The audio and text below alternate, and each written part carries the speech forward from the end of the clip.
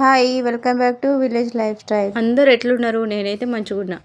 ఇక పొలం నుంచి రాగానే మా ఆయన ఫస్ట్ చాయ్ పెట్టి అవే నాకు పొద్దున్నే చలేస్తుంది అనగానే సరే పనులన్నీ వదిలేసి ఇంకా చాయ్ పెట్టించి ఫస్ట్ తనకి ఇచ్చేసి తర్వాత ఇంకా నా పనులు స్టార్ట్ చేసుకున్నా.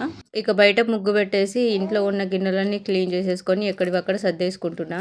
చలో ఇంకా అన్నం కూర వండేయాలి, అందుకని బియ్యం కడిగేస్తున్నా. ముందైతే రోజు టిఫిన్ చేసేదాన్ని ఏదో ఒక వెరైటీ అంటూ, కాకపోతే ఇప్పుడు రీసెంట్గానే నేను డెలివరీ అయ్యా, పాప పుట్టింది.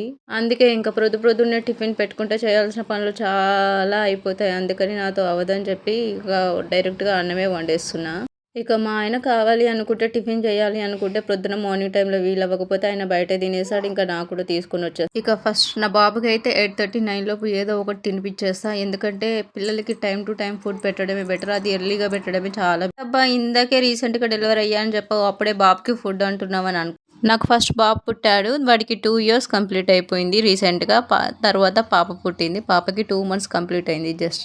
మా అత్తింటి సైడ్ అసలు ఆడపిల్లలే లేరు. దేవుడిని నాకు పాప పుట్టాలని చాలా మొక్కేసుకున్నా. అందుకే నాకు ఆ దేవుడు పాపనిచ్చేసాడు, నాకు బంగారు తల్లి పుట్టేసింది.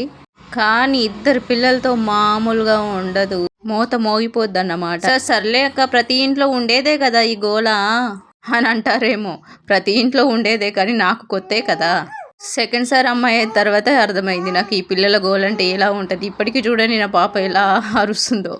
ఇక ఈరోజు అయితే బెండకాయ టమాటో వండేసా, వైట్ రైస్ వండేసా, దొండకాయ ఫ్రై ఉండింది. ఇక బయట కట్ చేయాలి టమాటాలు అనుకుంటూనే వదిలేసా, పండిపోయాయి. టమాటాలు కట్ చేసేసా, ఇంకా పచ్చిమిర్చి కట్ చేసేసా. ఇదండి ఇవాళ వ్లాగ్. నచ్చితే లైక్ చేయండి, షేర్ చేయండి, సబ్స్క్రైబ్ చేయండి.